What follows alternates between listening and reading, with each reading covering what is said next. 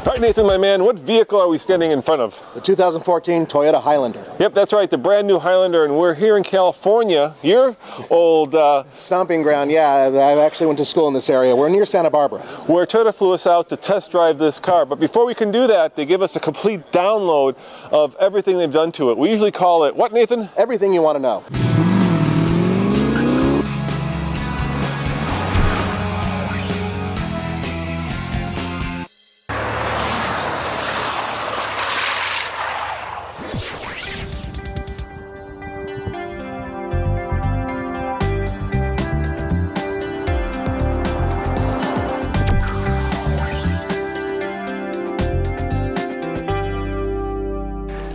This is actually the third generation of Highlander. So the first one launched in 2001. Along the way, we launched the second one in 2008, and here we are launching the 2014. Looking at, probably what you're going to notice the most. One of the things is the improved packaging and value. So looking at our MSRP spread, starting with the LE, starts at about $29,000. And your gas models move up to about 41 and change. Looking at your hybrid limited models, again, that's about 47. So looking through just some of the different packaging, you'll notice that the option list is rather short and the list of standard features is rather long. So you're not going to have to get an option package to get an alloy wheel. Starting price includes alloy wheels, so on LE. As you move up, here you're seeing the three different wheels we're offering, with limited being a larger 19-inch wheel. You'll also some finer details. This is a limited with the platinum package off to your left, and over here on your right is an XLE all-wheel drive. So on our limited models, we'll actually move the daytime running lights into a LED underneath the fog light. That's standard.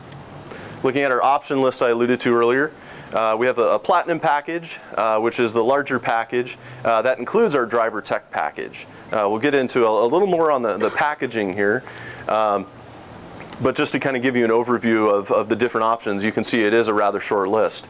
Rear seat entertainment's available on XLE and Limited, and cannot be installed when you have the panoramic moonroof. So that's something we'll talk about a little more in a second. We also have second row captain's chairs and Blizzard Pearl paint, which you're seeing over here. So on the exterior, just some of the cues we wanted to cue you into.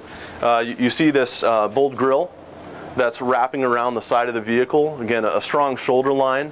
When we get into the unibody itself, we'll talk a little bit more about the substructure, but the whole idea is, again, there are a lot of tolerances and radiuses of bends that we have to work within when we're building a car so you get consistent stamping. And one of the things we did with Highlander, because of this new stronger substructure that we've designed, we had to be a lot more bolder and expressive with the sheet metal bends on the exterior of the vehicle. So, but it was purposeful. There was a lot of aerodynamic cues that we paid attention to. So the sweeping front end, coming back into the shoulder. You'll also notice a bunch of other little tricks. The sprayer nozzles are tucked up underneath the back of the hood. Low profile wipers. And then the seam around the front windshield, you'll notice that it's seamless on the top. Again, just trying to smooth airflow over the top of the vehicle. You'll also notice we're channeling air around the sides of the window as well. We also have an integrated roof rail on higher trim levels. So again, looking at the rear of the vehicle over here, you'll notice on the base of the mirror and also on the rear taillight we're including our Vortex generators. But it's not just on the sides of the vehicle we're including this. Also, if you look at the picture here so you don't have to lay in the dirt, which I'm very impressed. Every night they're out here grooming this dirt before you get here. So it's very beautiful dirt, I'm sorry. Anyway, so if you look underneath you're looking at the rear underneath the bumper. There are actually spats that control air off the back of the vehicle. We actually have these spats midway underneath the vehicle and also underneath the engine bay as well. So again, think of like a surfboard carving through water. It's that same effect through air at speed. So it's just aero stability is what it's adding. Dimension-wise, it is just over a ½ inch wider. Also, it's just under 3 inches longer, so it's still the same wheelbase. So there have been a lot of small packaging changes throughout the car. So looking at the skeleton, again, we've adopted ultra high strength steel in key places through the A pillar and B pillar, also through the roof rails. Looking at the side of the vehicle, we talked about the roof rails, the B pillar in between the front and rear door. We've also increased the diameter of the door bars that connect the A and B pillar when the door is closed. Again, just tying those two structures together. We've also moved to an ultra high strength steel with a higher tensile strength across the top of the front door that you're seeing here in red.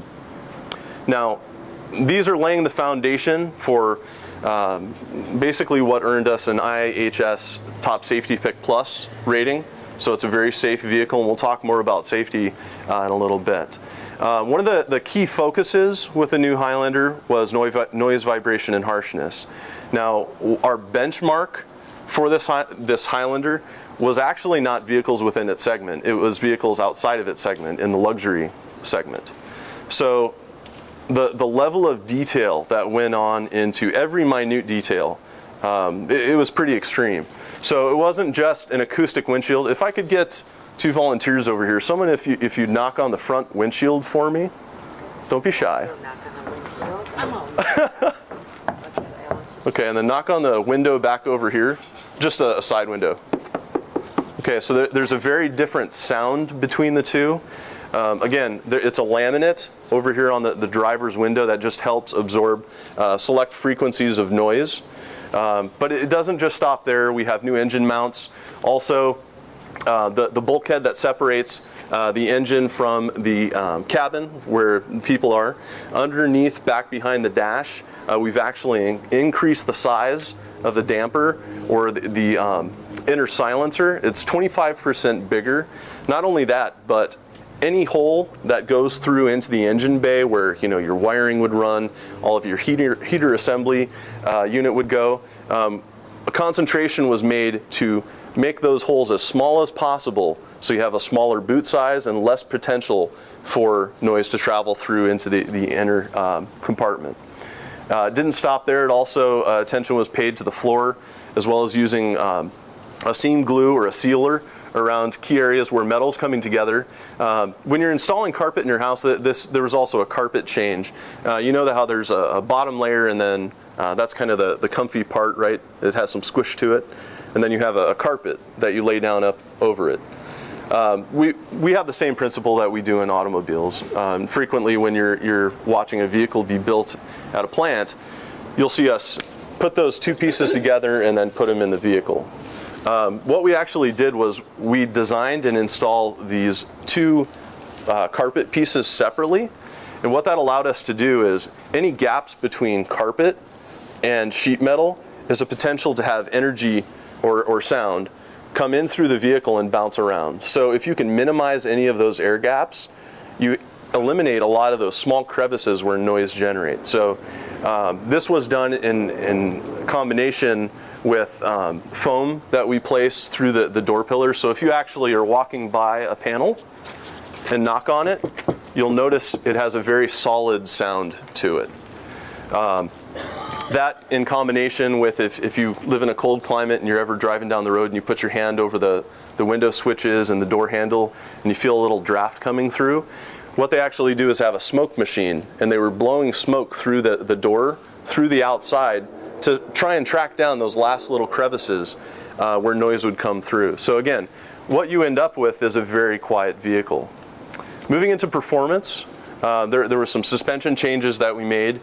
Without boring you, I geek out on suspension, but they increased the strength of the front McPherson strut assembly, a larger bearing size, a smaller diameter top of the spring.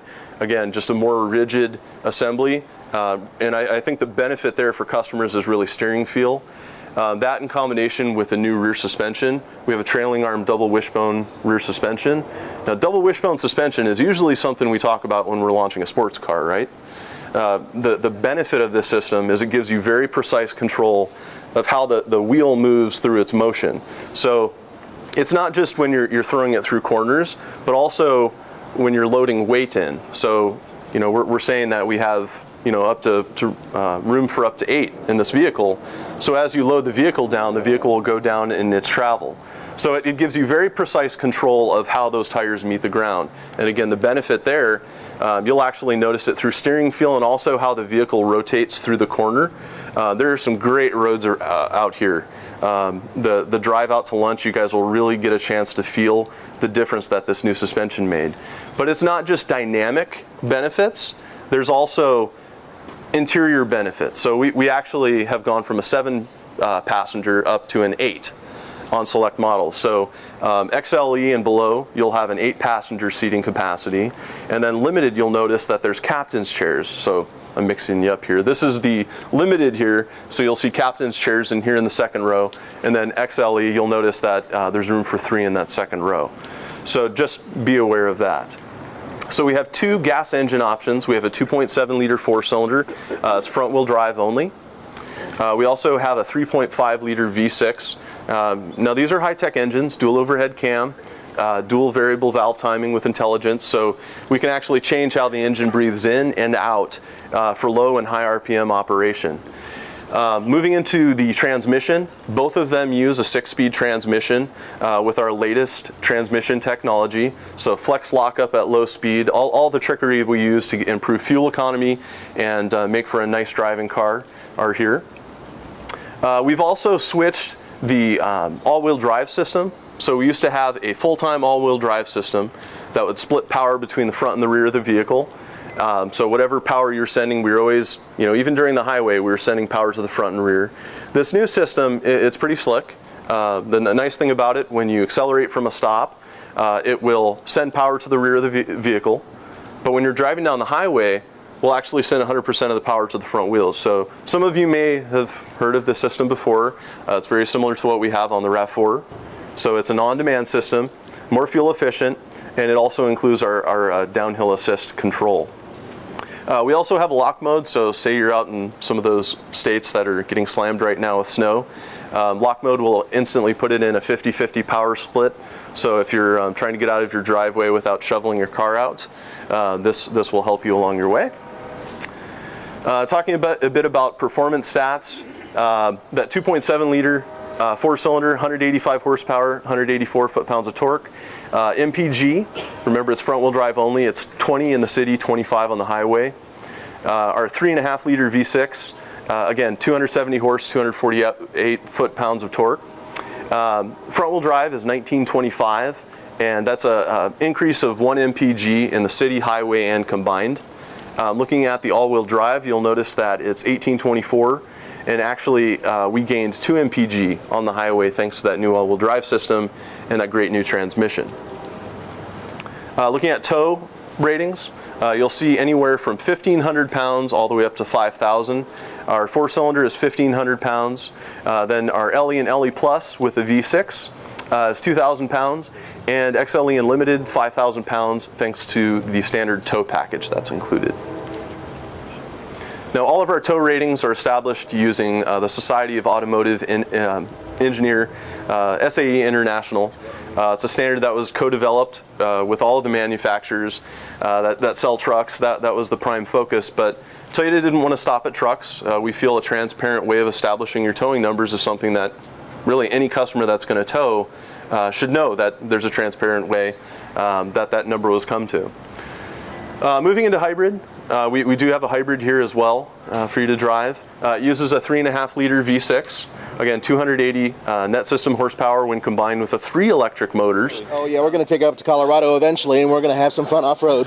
But before then, we'll also do a complete review of this vehicle. But for now, this has been, well, more than everything you ever want to know about the 2014 Toyota Highlander. As always, this is Nathan and Roman saying thanks for watching, and see you next time.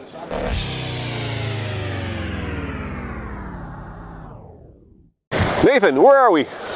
We're right by Solvang, California at Lake Cachuma. That's right, here in California, where Toyota flew us out here to drive what? The 2014 Toyota Highlander. And of course, we have the limited edition, the top of the line, as always, and that is coming up next On the Fast Lane Car.